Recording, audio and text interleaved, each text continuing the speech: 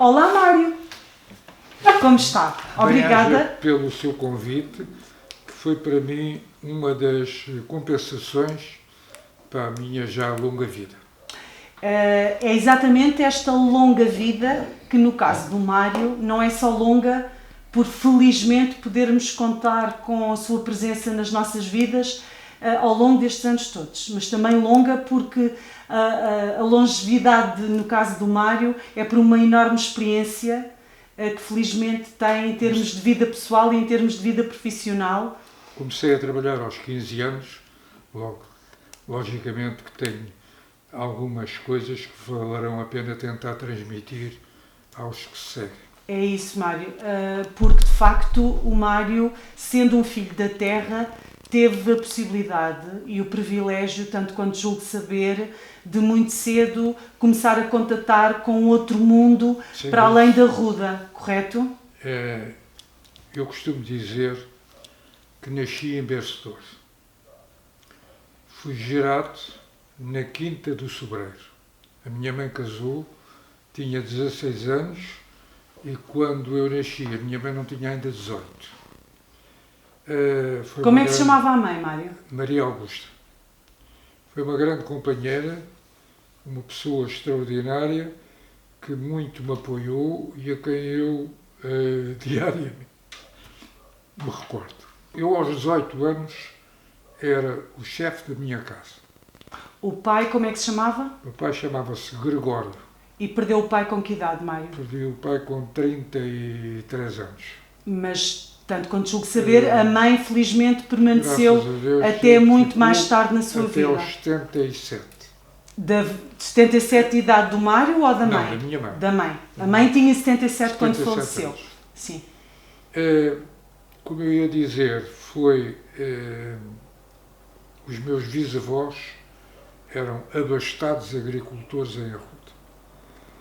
Qual era o apelido dos avós? Os bisavós eram os avós da minha mãe, com quem ela foi viver, porque era hábito da época, a filha mais velha foi viver com os avós. E ela vivia na Quinta do Sul, vivia no palácio, quando se vai para a igreja, aquele palácio grande, que já foi sede do clube, uma carpintaria agora ultimamente. De resto... Na Rua da República. Naquela rua que dá acesso à igreja. À igreja, exatamente. Onde é a carpintaria do Sr. Zé Manel. Eu acho que sim. Onde se fala que terá sido onde permaneceu Dom Manuel quando veio para a Ruda, no século XVI, exatamente. Ora bem, aquela casa... Lembra-se do nome desse palacete? Não. Na altura dos bisavós? Não me lembrei mais. A minha recordação do palacete não veio do tempo dos meus bisavós, já mais... quando era o Clube da Terra. Exatamente. O clube, o que terá antecedido ao que é hoje o CRDA? Era o clube que havia. Exato. Frequentado por quem, Mário? Diga? Frequentado por quem? Esse clube era frequentado por quem? Não estou em condições de me lembrar. Sim. Era um clube... Quem comprou aquela propriedade, aquele palacete, nos azulejos fez mais dinheiro do que aquilo que custou o palacete. O palacete. Lembro-me muito bem dos painéis de azulejos muito bonitos da escadaria, cá embaixo onde foi a carpintaria, lá em cima. Por exemplo, sei que o quarto onde eu vivi quando era bebê tinha duas empregadas, uma empurrava o carrinho e a outra de lá e entretinham-me ali assim. Isto dá-lhe uma ideia da maneira, digamos, feudal como vivia essa infância, só que as coisas desmoronaram-se. Não foi uma falência só da minha família. Foram uma série de famílias. A Arruda era um concelho muito feudal. Não se esqueça que a festa de agosto tinha uma tómbola só com o nome das quintas da Arruda. Todas vivas.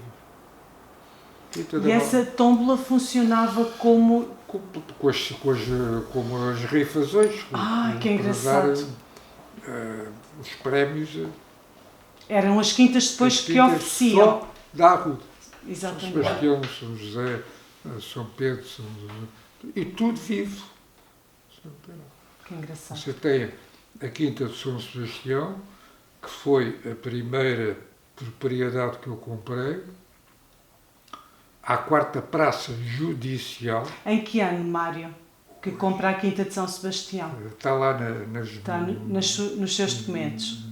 Nos documentos que lhe vou dar. Pois, tiro. Mas não posso ter... Anos 80, 70? Não, muito antes. Muito antes. Muito antes. Anos 50. Anos 50.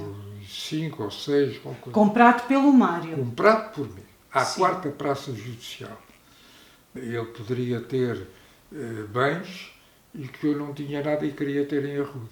De resto, tudo quanto tenho em Arruda é o fruto do meu trabalho. Foi investido, principalmente, na agricultura.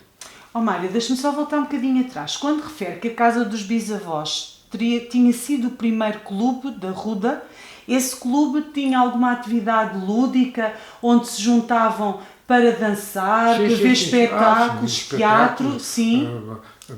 Bailaricos, sim. Jogar ao bilhar e tal. E era frequentado pelas pessoas que viviam em Arruda. Exatamente. E acha que era frequentado por alguma faixa da sociedade mais abastada ou era acessível a todas as pessoas? Eu julgo que era acessível a vários estratos de todas as pessoas. Sim.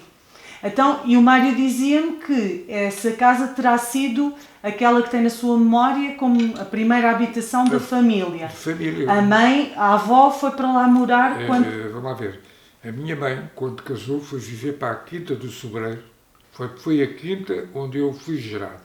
E quando as coisas se desmoronaram, a minha avó e nós acabámos por ir para casa do Sr. Dr. Tito Borbões Noronha, que foi um avô do coração, ele não era avô de sangue. O meu avô era oficial de marinha, Gonzaga Ribeiro, e morreu em Timor, numa comissão de serviço muito novo. E a minha avó ficou viúva com a Dona Judite. Três. A Dona Judite. Sim, 3 filhos. Com grandes dificuldades, e vinha para casa da ex-cunhada, que era a sua Dona Elisa Gonzaga Ribeiro, não me lembro agora o nome do marido, da Quinta da Ponte, que chamam Quinta dos Corações, exatamente. A minha avó vinha normalmente passar a festa de agosto, de resto, eu lembro perfeitamente, na festa de agosto, das empregadas irem com um tantã tocar à janela para chamar os convidados que andavam a passear na horta, no jardim, para virem para as refeições. Era, de facto, costume, chamava-se José Vaz Monteiro, o marido da minha tia bisavó. Exatamente. Que era a Dona Elisa Gonzaga Ribeiro. Casada então com José Vaz Monteiro. Uma casa muito organizada, uma casa muito séria. O Sr. Dr. Tito Borbões Noronha era uma pessoa que morava na chamada Rua Direita, em frente ao Palácio do Morgado, e que o Sr. José Vaz Monteiro, quando teve que ir para a África, numa altura de crise, lhe deixou as coisas entregue, que ele saiu tão bem que ele disse que até ao morrer que ele estaria sempre na casa. E lá ficámos, quando deixámos, foi para a casa dele que fomos. E a avó acaba por casar com o Sr. Dr. Tito Borbões Noronha, que também era médico, viúvo, e que veio para a Arruda conforme as memórias bem retratam a vida dele. Mário, quando é que o Mário vai para a escola? O Mário andou na escola cá em Arruda? Andei na escola em Arruda, andei na escola em Salvaterra de Magos. Porquê em Salvaterra? Porque o meu pai arranjou emprego na Junta Autónoma das Obras de Hidráulica Agrícola, que foi construir a primeira barragem de Magos ao pé de Salvaterra de Magos. Que engraçado. E foi por isso que eu fiz a primeira comunhão e a terceira classe em Salvaterra. Em Salvaterra. E depois, a seguir, meu pai foi para Idanha Nova. Foi a segunda barragem que se fez. Sempre como funcionário da Junta... Funcionário administrativo, e quando vim para o liceu, vim para Lisboa, para a casa de umas pessoas de família que me tiveram lá 2 anos. Sim, senhor. Ó Mário, como é que vocês na escola e depois já em adolescentes, como é que vocês se divertiam? O que é que vocês procuravam para se divertir? Jogar ao Berlim no adro da igreja. Como é que era o adro da igreja nessa altura? Era como estava.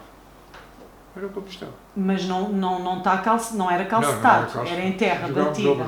Jogavam ao Berlim. Jogávamos ao Berlim. Joguei muito ao Berlim com o senhor Adesdrubal, que era da minha idade, 1 ano mais velho. 1 mês mais velho, perdão. Exatamente. Foi uma infância. Aprendi a nadar no Rio da Pipa. Em que sítio do Rio da Pipa? No pego da Rua da Pipa, que é agora em frente, onde está aquela zona nova, bonita, que muito bem a Câmara promoveu. Onde está o Parque das Rotas? Era nessa zona que... Era em frente que havia um pego. Que havia um pego e era aí que nadavam e que aprendiam a nadar. E passavam o dia nas vossas brincadeiras? Por ali também. Por ali. Quais eram os momentos no ano, os acontecimentos que aconteciam, para além da festa de agosto, obviamente, que mais vocês desejavam durante o ano? O Natal. O Natal. Como é que era o Natal na sua casa? O Natal era um Natal de família, um Natal de visitarmos as pessoas. Por exemplo, os meus avós maternos também ficaram sem a casa deles, que também era na Rua Direita, lá embaixo, onde está aquele armazém que é do engenheiro Jorge de Carvalho, que vai até à Rua de Cima. Toda aquela zona ali. Sim. Era a casa dos meus avós. Os bisavós eram o palaceiro. Eram os avós maternos. Maternos. E depois a minha avó foi viver para uma casa pequenina aqui para a Rua da República, ao lado da Câmara. A coisinha pequenina que está lá, foi para onde foi viver. Quando ficou viúva? Não, quando as coisas estouraram. Pois. Sim, já estava viúva. Sim. Tem memórias de alguns pratos, de algumas coisas que a avó cozinhasse ou que a mãe cozinhasse, que acho que hoje já não há hábito de fazer? Que memórias é que tem, por exemplo? As memórias que eu tenho da minha mãe são as melhores. Mas, Mário, por exemplo, que pratos é que a mãe cozinhava? Arroz doce como ninguém. O arroz doce. Era um prato toda a hora lá de casa. E depois havia coisas... Arroz de pato como ninguém. Por exemplo, eu lembro-me destes 2 pratos. Por exemplo, havia alguma tradição na altura da festa de agosto? Algum prato que se fizesse sempre na altura, na festa de agosto? Ou, por exemplo, nos aniversários havia alguma coisa? Não se esqueça que eu, nessa altura, nós não tínhamos casa. Quem tinha casa era o Dr. Tito Borboa e Noronha, com a senhora Judite e com empregados e que faziam as coisas. Minha mãe estava perfeita. Então, quando é que o Mário começa efetivamente a trabalhar? Eu, sim, aos 15 anos, a dar explicações de matemática e ciências. Aos mais novos e aos mais velhos. E depois, o que é que se segue em termos profissionais? Em termos profissionais, aos 18 anos, comecei a vender automóveis. Vendi o primeiro automóvel cá para a rua, ao moleiro, que era taxista, ganhei 100 escudos. E depois fiquei sempre como freelancer. Quando é que se dedica à agricultura? Quando é que pensa... A agricultura já é mais tarde. Mais tarde. Primeiro tivemos... Eu, aos 20 e tal anos, era empresário do ramo automóvel. A Renault quis lançar em Portugal uma equipa desportiva. E falou com o Sr. Júlio Botelho Muniz, que era o dono, era o herdeiro do Rádio Clube Português, e perguntou-lhe se conhecia alguma pessoa que tivesse. E ele indicou o meu nome. E quando falaram comigo, eu disse, sim senhora, não gostaria de ficar, mas que gostaria que me dessem uma agência. e deram-me a primeira agência de automóveis, com o apoio da Sociedade Portuguesa de Automóveis, que era na rua da Escola Politécnica, ao pé do Rato, ainda lá está hoje. Era um edifício para deitar abaixo no ano a seguir, ainda lá está hoje. E eu fui para a rua Pinheiro Chagas, onde abri a primeira base de automóveis da Renault, com o apoio deles. Mas aí, digamos que como representante da Renault, ainda não como piloto. Não como representante, como modesto agente que vendia Renault. Sim. Mais tarde, quando a Renault se instalou em Portugal, havia 2 concessionários, um no sul, que era a Sociedade Portuguesa, e outro no norte, que era o homem do Teatro do Norte da Moura. A Renault instalou-se e ficou sozinho. E assumiu vender, naquele ano, já com 3 meses, 1000 carros, ou coisa. Foi uma loucura.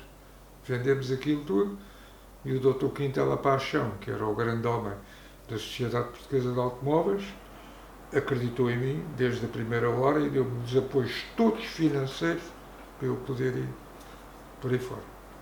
E graças a Deus foi mercê dele. Então, e quando é que se dedica às questões da motonáutica e a ser piloto de motonáutica? Muito simples. Eu tive vários acidentes. De carro? De carro, um acidente. Circuito de Montes Claros, no circuito de Montes Claros. Numa curva onde um piloto estrangeiro também teve, houve uma embrulhada e naquela... Mas desculpe interromper, antes de ser piloto de motonáutica foi piloto de automóvel durante 5 anos. Sim. Só que tinha só os Renaults. Claro. Nós fazíamos provas organizadas por mim na pista do Sporting do estado de Alvalade, andando à volta, e um dia houve um que se despistou e entrou com uma baliza dentro e o público gritou golo. É das coisas, nunca me esqueci disso. Passei para os barcos, nunca mais deixei os barcos e toda a minha vida foi feita com base na motonáutica. E a prevenção rodoviária? Quando é que surge? A prevenção rodoviária, vamos lá ver. Eu faço televisão, eu fui convidado pelo diretor de informação da RTP nos anos 50, Dr. Manuel Maria Batista Múrias, para fazer uns comentários de uma prova de automóveis. Quem fazia esses comentários era o Sr. Filipe Nogueira, que foi o maior piloto de automóveis em Portugal. E o Sr. Dr. Manuel Múrias disse: esse senhor não faz mais nada, porque a televisão havia informação e produção. Informação ligada a tudo quanto era os telejornais e produção dos programas. E acabei por ser o comentador da parte de automóveis. E mais tarde, já depois do 25 de Abril, a televisão mudou, como mudou tudo em Portugal, e o Dr. Quintela, perdão, o Dr. Múria? Não, o administrador que foi para a televisão. Já digo, eu estava muito bem com a filha e... Já vamos a essa parte. E acabei por fazer uma hipótese de um programa, e deu-me um programa que eu chamei Motores em Marcha. Motores em Marcha era a parte desportiva dos automóveis, liberto da tutela do telejornal. E assim fiquei até, repito, o 25 de Abril. No 25 de Abril não fui para a rampa da televisão, que era ali no Lumiar, ao pé de uma estação de serviço, para cima, andar com bandeiras a fazer fitas, e fui afastado. E foi um grande homem, chamado Fernando Balsinha, que me convidou para voltar à televisão. E voltei à televisão a fazer comentários de motonáutica. E dali foram-se alargando. Trabalhei 8 anos com o Raul Durão, num programa chamado Ponto por Ponto, onde cabia tudo. Tudo. Fizemos programas em Arruda. E ele dizia-me, pá, só tens que ser tu a fazer, porque não temos mais ninguém para ir. Eu não dava a cara, preferia dar a voz só, e também tive 8 anos com o Raul Durão, foram muito proveitosos para a minha bagagem.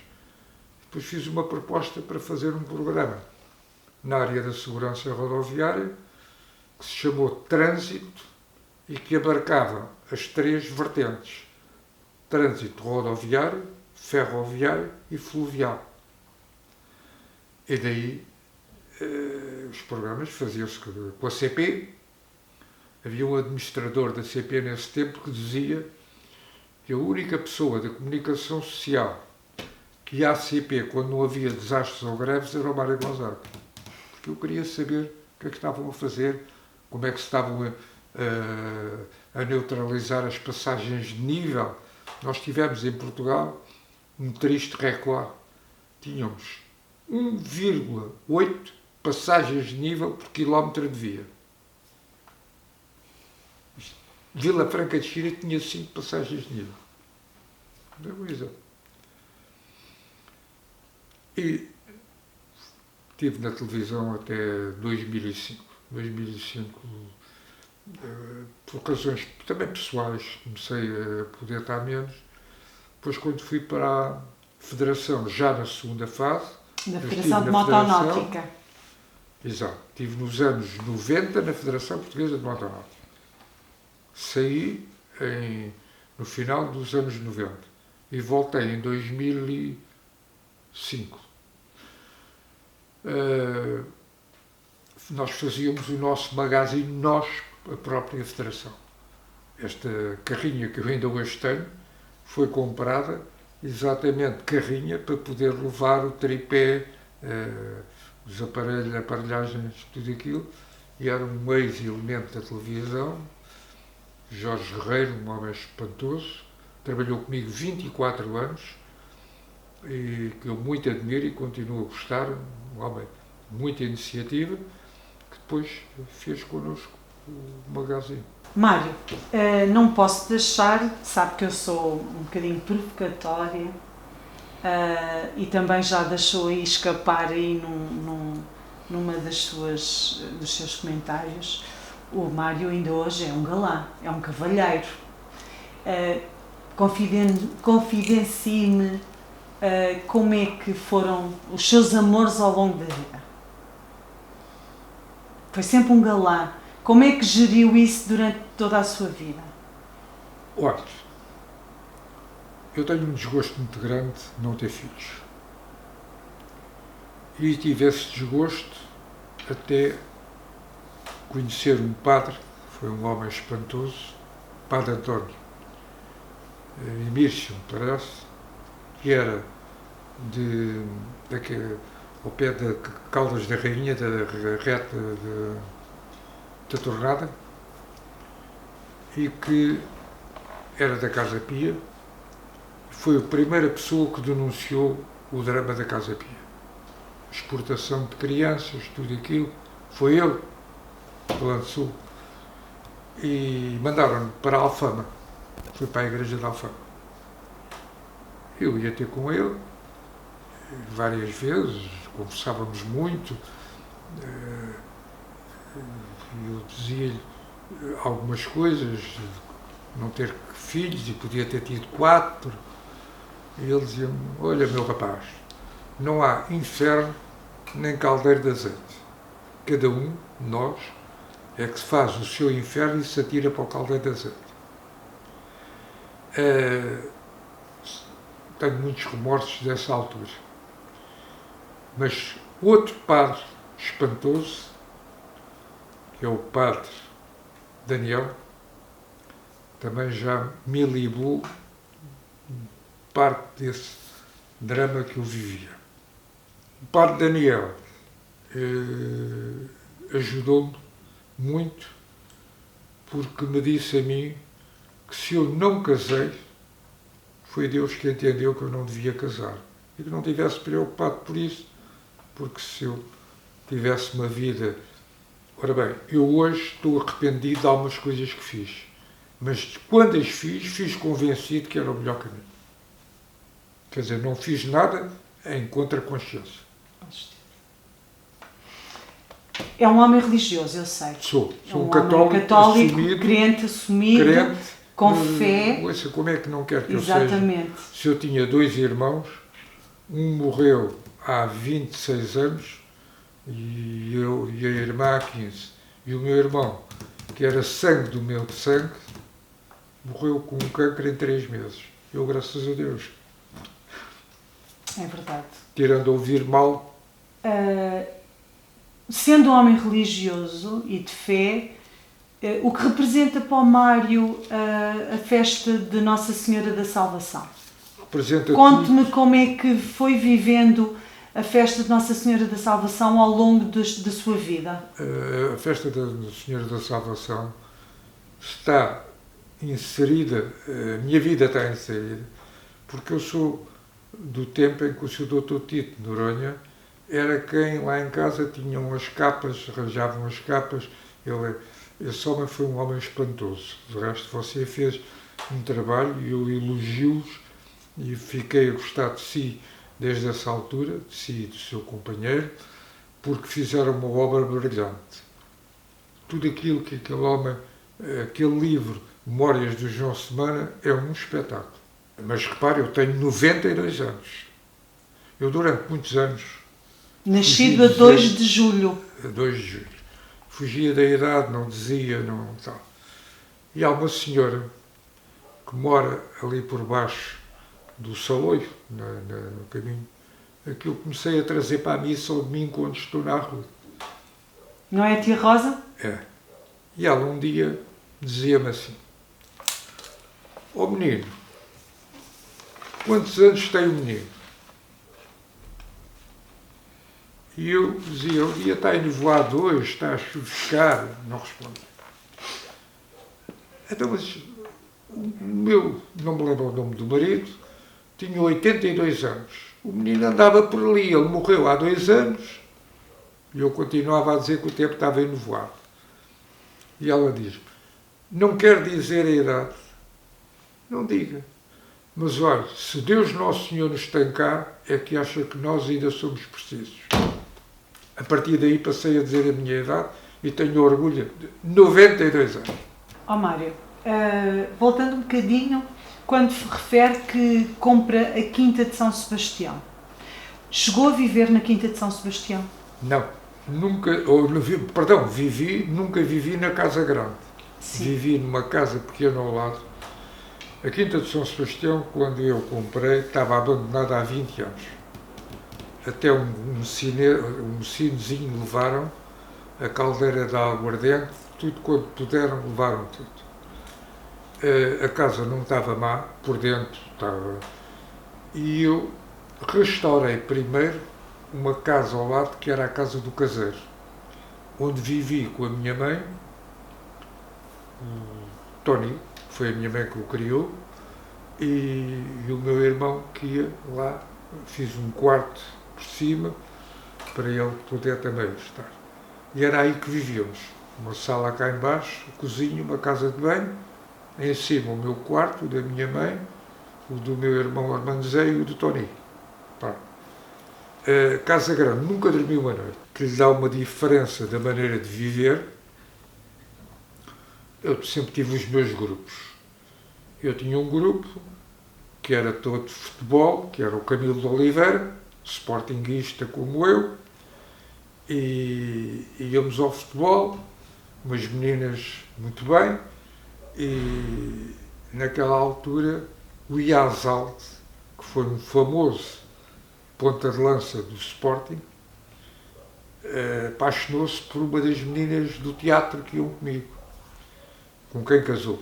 Ele casou com ela. E esperávamos que os desafios acabassem. Normalmente acabavam às 4:45, 5 horas. Metíamos no carro, vinhamos para a Arruda, para a Quinta.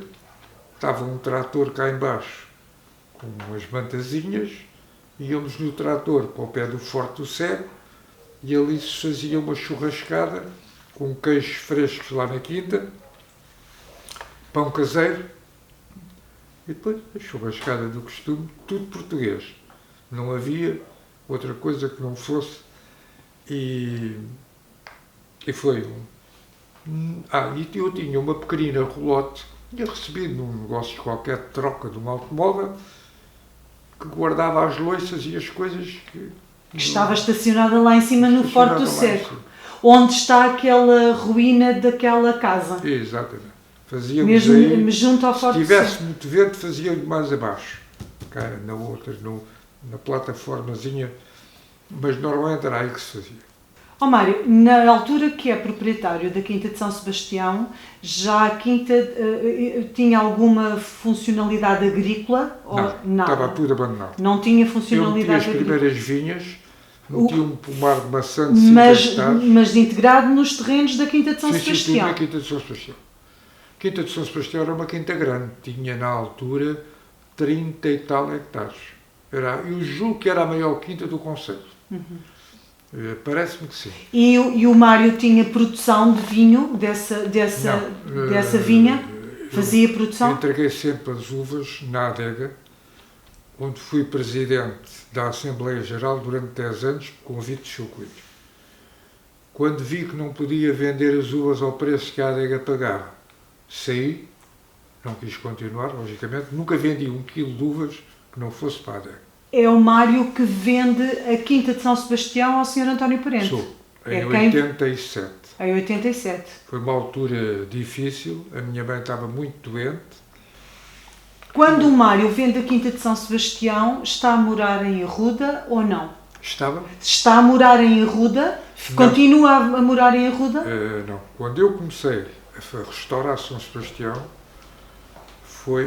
estava em Caneças. Eu vinha de Caneças todos os dias e vinha. E Caneças foi a primeira propriedade que comprei na minha vida. Custou 500 Não contos. não foi Quinta de São Sebastião? Não. Ah, não? A primeira propriedade que eu comprei foi a Quinta de Santo António, Quinta Nova de Santo António, em Caneças. Em Caneças. Tinha 1 hectare de terreno. Uma belíssima casa, que eu também melhorei, em Caneças, onde vivemos todos. Todos quem? Eu, a minha mãe, o meu pai e... Ainda vivia, o pai ainda irmão, viveu nessa casa? Ainda viveu, não, anos. Eu estive em Caneças 20 e tal anos.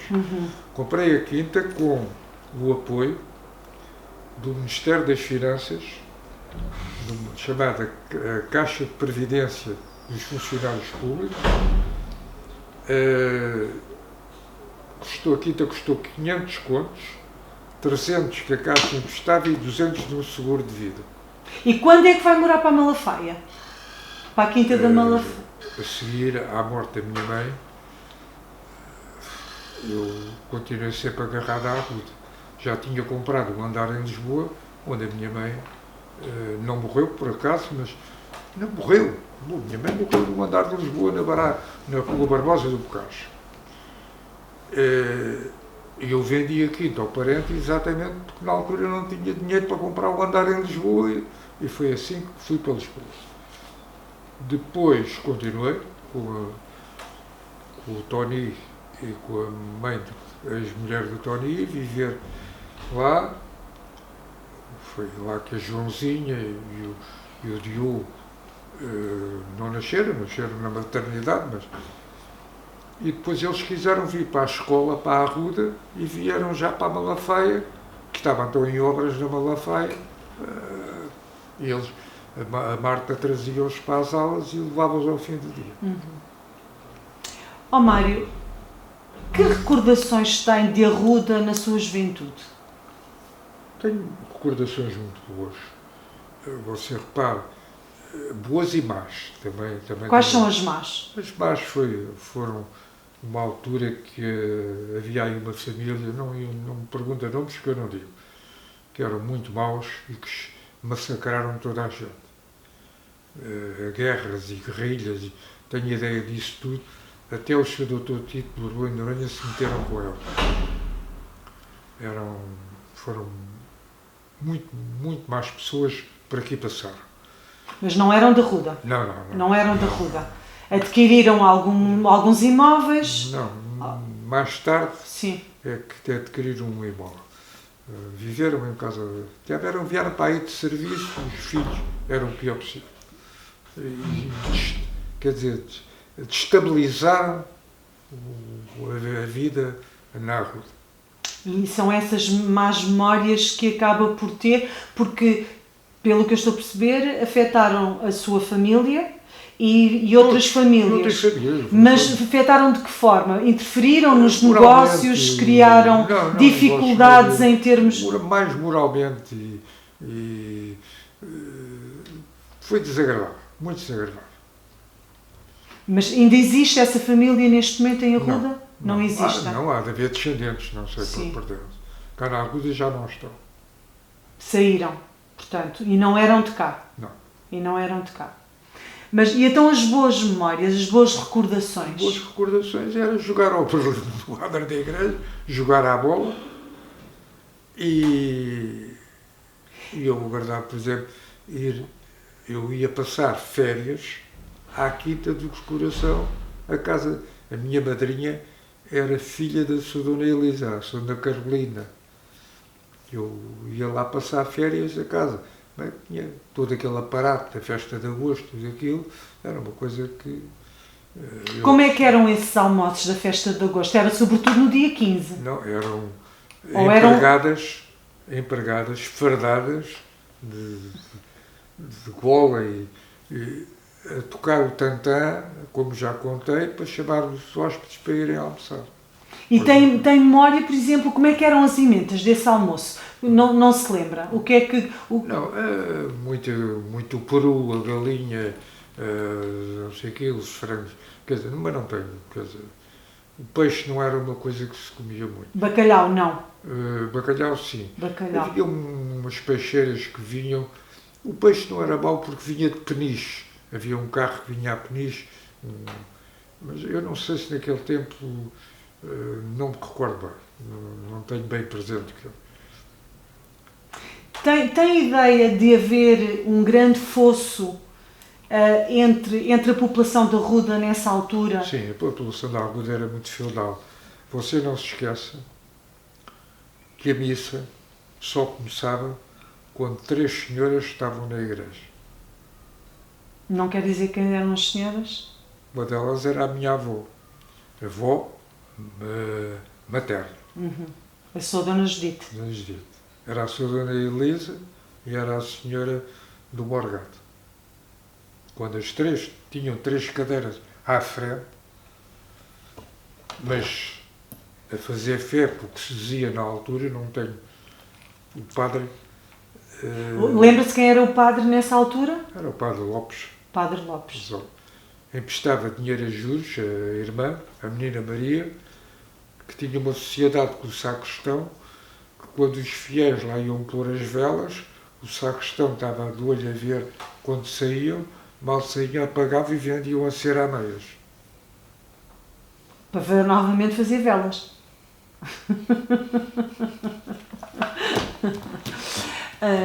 Não vou dizer mal de ninguém. Não. Aquilo que na altura sabia.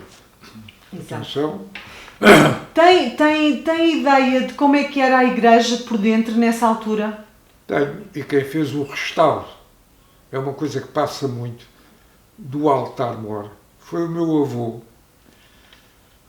com o avô de uma figura pública do teatro, que havia na altura os teatros ambulantes. Havia na altura no país ou em Arruda? Não, no país. No país. Os teatros ambulantes. Sim. Portanto, o Camilo de Oliveira nasceu num camarote de um teatro na província. Está tudo dito. Eram dos Rentinis e eram os outros daquela famosa senhora que ainda está viva. Rei Monteiro. Quem? Rei Monteiro. Não. Rei Colasso. Não.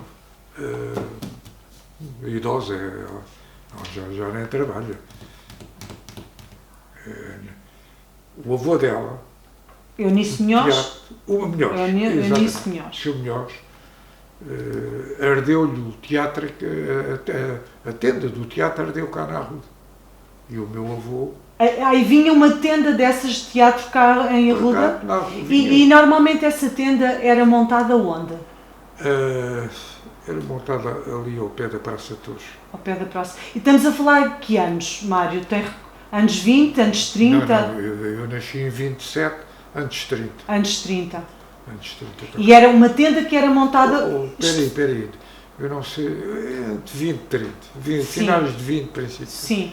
A tenda era montada, ardeu, e o senhor, coitado... Que era montada por essas companhias de teatro ambulantes. Exatamente. E que faziam espetáculos de teatro nessas tendas. Teatro e circo, tudo junto. Sim. E então, o senhor começou a afinar órgãos e acabou a ajudar o meu avô a restaurar o altar-mor da Igreja da Arruda. Foram eles que o restauraram. Que engraçado. Lembra-se da Feira de Santo António? Da Feira de Santo António. Não se lembra? Muito pouco. Não se lembra? Muito vagamente. Não tem memória dessa feira, de como é que ela se organizava? Com toda a franqueza, não tenho nada a ver. Não. Você não se esqueça, que eu, a partir do liceu, não vivi Não faz mais aqui nada. muita vida. Eu vou para a Rua das Amoreiras, tinha os meus 18 ou 19 anos. Quem são os seus grandes amigos em Arruda? Os meus? Grandes amigos. Ainda tem grandes amigos. Tem, graças a Deus, tenho alguns amigos muito bons. Não são muitos, sabe? Olha, é engraçado, quando eu digo que não devo nada à política, um dos meus grandes amigos, eu tenho 2 grandes amigos na Arruda, preocupam-se comigo. Eu sou convidado por casa deles do Natal e da Páscoa e tal, que é o Sr. Zé Manuel Alves, da Caixa, ex-presidente da Caixa Agrícola, e o Sr. Dr. Mário Henriques de Carvalho, que não é da minha idade, eu sou mais velho. A única coisa que nos liga é o Sporting e uma amizade muito boa. E com ele continuo diariamente a estar em contacto, a darmos, a falarmos. José Manuel agora menos, dado o estado de saúde dele. São 2 grandes amigos. Pois, graças a Deus, ainda há mais meia dúzia que ficaram. Quais foram as instituições que o Mário, de alguma forma, teve ligado cá em Arruda? Cá em Arruda? Sim. Com cargos de direção, com cargos de direção. A primeira coisa que fui membro da mesa da Assembleia da Misericórdia.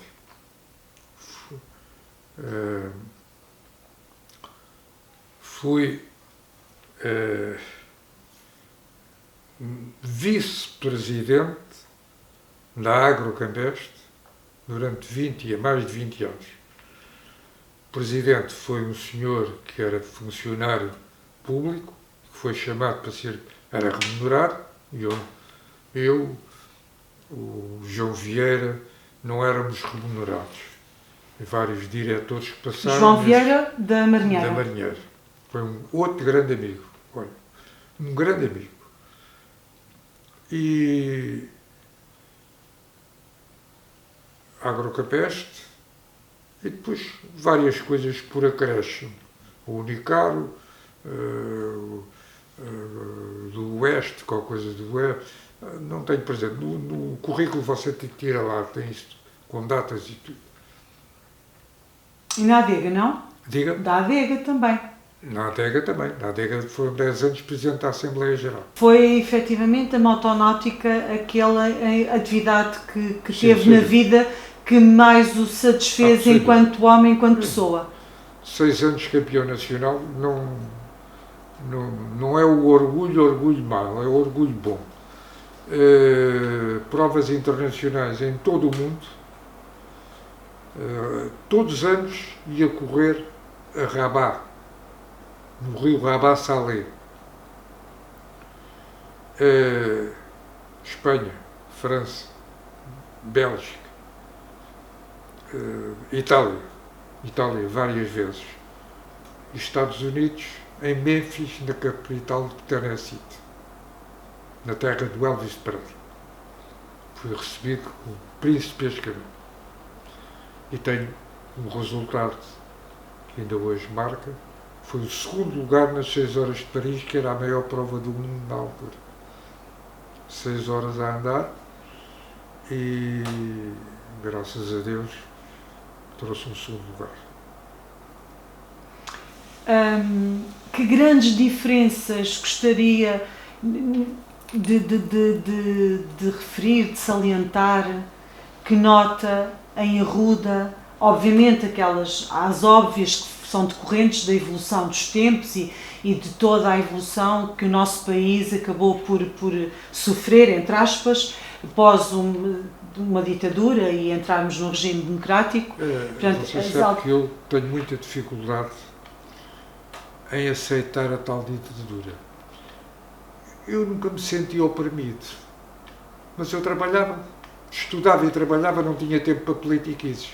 Quem tinha tempo para politiquices eram os meninos, alguns por bem, outros que...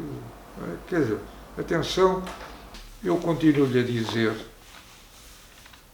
eu fiz 2 anos de televisão antes do Salazar cair da cadeira abaixo. Literalmente. Que apanhei esse tempo e apanhei. E no outro tempo a seguir eu fui muito bem tratado. É o tempo em que eu tenho programa próprio, em que saio. Eu fui para a informação no tempo do Salazar. Fui muito bem, não posso dizer melhor. Mas em concreto, em relação à Arruda, que diferenças é que sente e gostaria de realçar da Arruda que conhece de criança, de menino, e a Arruda? Você é a pessoa mais indicada. Não se esqueça que o local onde os grandes senhores da terra se juntavam era a farmácia. Eu e o Rodrigo, quando tínhamos 17 anos e já... Rodrigo Louro. O Rodrigo Louro, sim. Podíamos ir à farmácia, era um acontecimento. Farmácia. Quer dizer, a Arruda era muito feudal. Mário, confirma aquela rivalidade, sobretudo a nível dos namoricos, entre Arruda e Sobral? Sim. É verdade? Sim. Não se namorava com raparigas do Sobral, ou os rapazes do Sobral não namoravam com raparigas da Arruda? Nada. Confirma isso? Confirmo. É verdade? Isso, não, verdade. Eu tenho um farmacêutico que arranjou namoro com uma senhora e durante a noite deram-lhe uma tareia, e o meu avô, que fazia...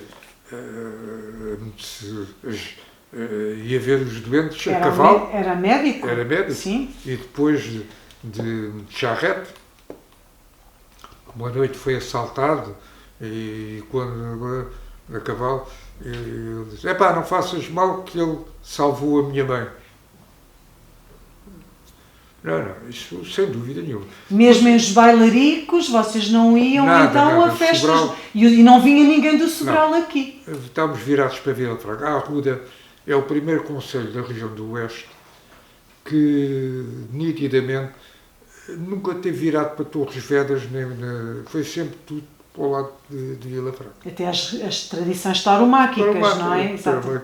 Você veja hoje as tertúlias, veja as largadas todas nas ruas, quer dizer, é tudo... O Mário frequentava as corridas de touros na altura? Não gosto de corridas de touros. Não posso ver matar uma galinha, quanto mais... E as largadas também não lhe diziam nada? A largada dizia por uma questão de convívio. Continuo a ir com o Dr. Mário Henriques para a galera deles, do grupo deles. Sou muito bem, muito acarinhado e gosto muito, mas não... fico-me por aí. Então, e diga-me lá, quando vocês tinham assim uma menina debaixo do olho que gostavam, quais eram as vossas táticas e técnicas que faziam para chegar à fala com as meninas? A fala era fácil. Os bailaricos, as festinhas eram... E os bailaricos eram aonde? na casa do seu prior atual, ao pé da igreja. Há uma história dessa altura, de um senhor das finanças que estava aí e que a filha era muito engraçada, mas que só podia ir a essas festinhas com uma coisa comprida. Para, um vestido comprido ou uma saia comprida? Não, uma coisa interior para não haver, nos bailaricos, não haver cheganços demais.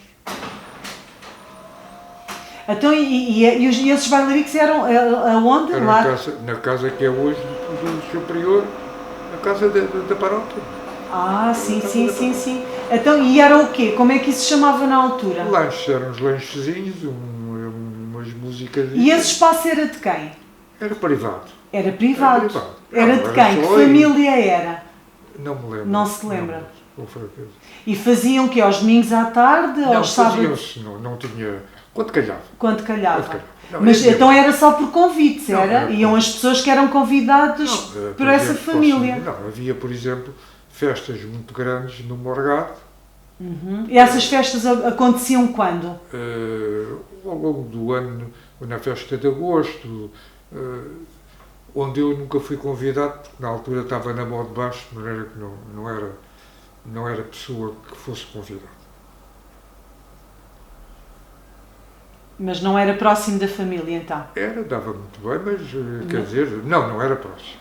Essas famílias, que famílias é que destacaria com alguma importância, sendo que, infelizmente, quer dizer, não é infelizmente, mas normalmente isso é recorrente ao longo dos séculos e na história, que a importância das pessoas normalmente está associada à capacidade financeira que têm ou aos bens que possuem. Você não se esquece que o Dr. Mário Henriques costuma dizer que guardou ovelhas.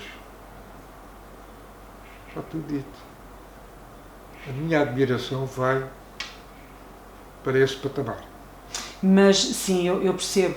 Mas, por exemplo, nessa altura, quem eram as famílias que se destacavam por essa capacidade financeira? Era o Sr. José Vaz Monteiro, uma casa sempre muito equilibrada e com tudo em ordem. Morgado, que teve sempre muito... Que já fazia nessa altura não, mas nessa altura já fazia parte da família Vaz Monteiro. Não, eram dois irmãos. Era o Sr. José Vaz Monteiro, da Quinta do Coração, e o Sr. não me lembro de cá de cima do Morgado. Do Morgado. Esse já não era tão equilibrado? Não, isso aqui viveu-se, mas sempre na alta sociedade. Os palhas vinham aí, era tudo sempre... Havia o Augustinho, uma boa pessoa, um homem de bem, uma pessoa encantadora, mas, por exemplo, uma irmã e o cunhado já não seriam tão simpáticos. Não, a Ruda... E para além dessas duas famílias, que outras famílias destacaria? Você não se esqueça que nós temos... Isto havia tudo. Isto em frente ali ao atual Fuso, aquele casarão... Era de quem na altura? Não pergunto nomes. Durou até agora, aos nossos tempos. Sim. Aos vossos tempos. Mas já era da família do Sr. Adriano Brito? Sim. Já era dele. Já era dele, já era da família. Está a ver, eu não consigo dizer... Já era da família, do Sr. Adriano Brito, do Sr. Engenheiro Adriano Brito. Outra casa grande, cheia, era a casa que está ali, onde está o cafezinho, o Café Carebe, por cima. Tudo sim, a família Lemos, o do Sr. Lemos. Sim. Outra lá embaixo, do lado direito, que foi comprada por... estão herdeiros dele agora ainda. Aquele senhor que morreu, e a senhora também morreu agora recentemente. Aonde, Mário? Lá direito, onde se vai... Mas na rua principal? Não, filho, ao lado, onde é a rua qualquer coisa, ao lado da Câmara, que desce. A rua 5 de Outubro? 5 de Outubro. Os Vitorino. O Rui Vitorino. Sim. Está a ver aí? As minhas falhas são essas. Sim. Tem que ser. E é também a família Pinheiro Lacerda. E a Lacerda, Exato. nem tem discussão isso. Exatamente. É a mesma coisa. Conseguiram resistir e aguentar-se nesse badanal. Mais, não me recordo. Que curiosidades é que de repente lhe vêm à memória de pessoas, de situações em Arruda? Algum acontecimento que mais marcante que tenha memória? Logicamente, tanta coisa. Há uma história muito engraçada que nunca me esqueci, do senhor, como era aquela casa grande onde está o Café Creme, A família Lemos. Era um homem alto, forte, não é do meu tempo. Mas que a minha mãe contava com muita graça, onde estavam a restaurar a Praça de Torres e a Trincheira. Ele era da comissão, e o meu avô, o Dr. Tito Barboa. E o senhor começou, isto não está capaz, isto não parece e tal. Agarrou na trincheira e atirou a trincheira abaixo. E não soltou. Para provar que efetivamente não estava em condições. Pronto, acho que estamos por aqui.